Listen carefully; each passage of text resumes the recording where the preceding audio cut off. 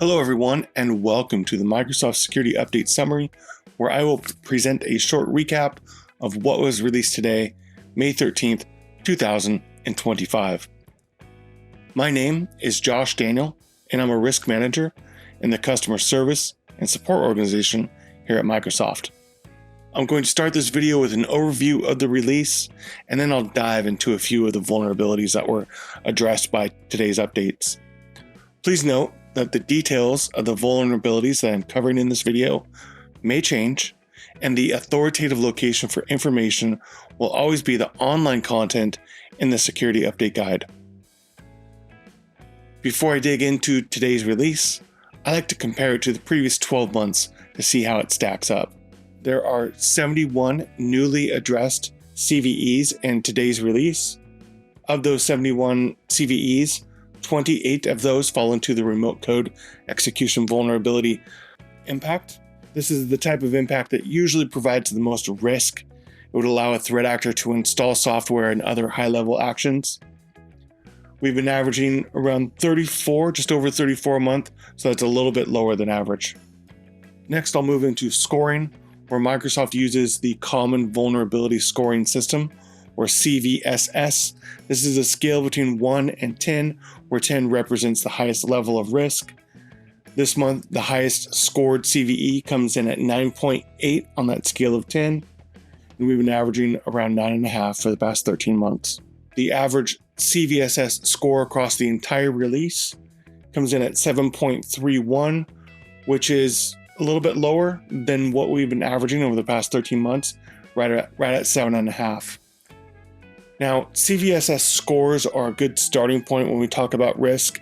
It allows vendors within the same product family or even different products and even different vendors to be able to compare different vulnerabilities on the same scale.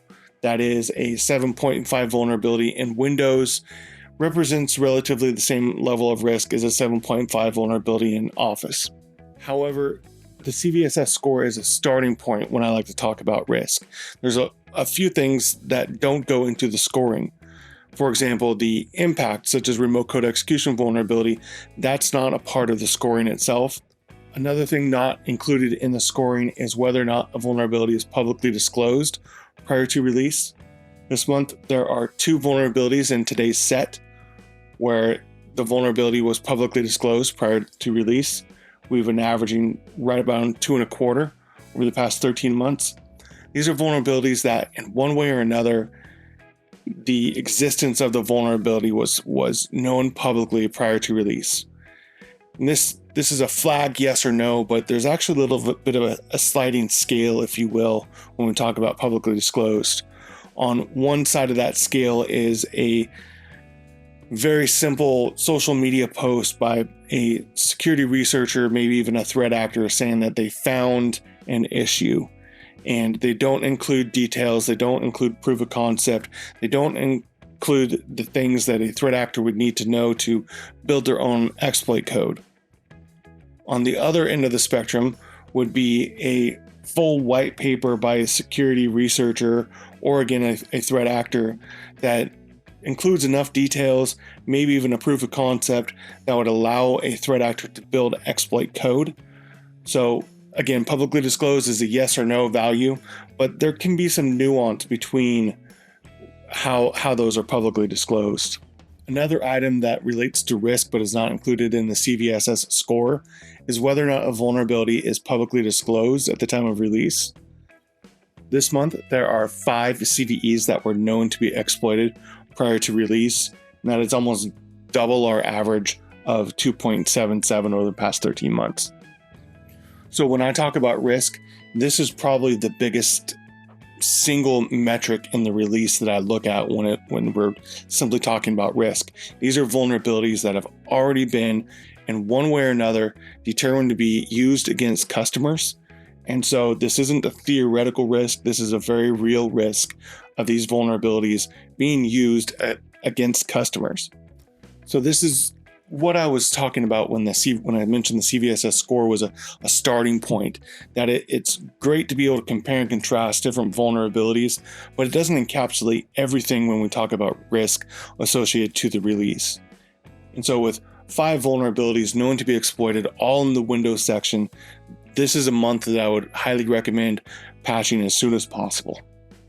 All right, so let's move on from the comparison of the release, and we'll get into an overview where this month, as you'll recognize this chart if you've watched this video before, you'll recognize how we put the Windows products towards the bottom half of the chart, and then we move up into products that are not necessarily serviced every single month.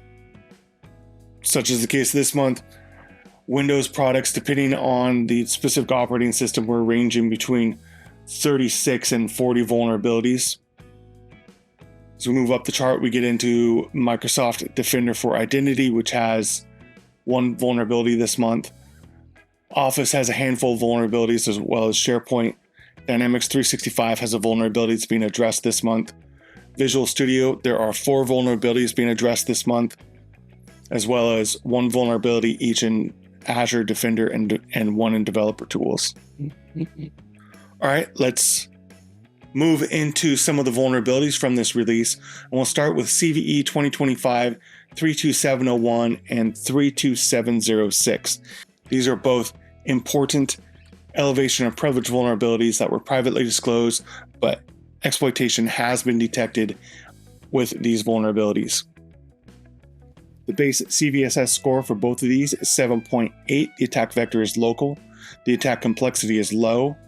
Low privileges are required to leverage this, but no user interaction is needed. There are no documented workarounds or mitigations for this vulnerability. As far as the affected software, it's all versions of Windows and mainstream support, whether that's Windows 10 or 11 on desktop, or Server 2016, 2019, 2022, or 2025 on the server side. Next, I'll talk to CVE 2025 30400. This is an important elevation of privilege vulnerability in the desktop Windows Manager component of Windows. This one was privately disclosed, but exploitation has been detected.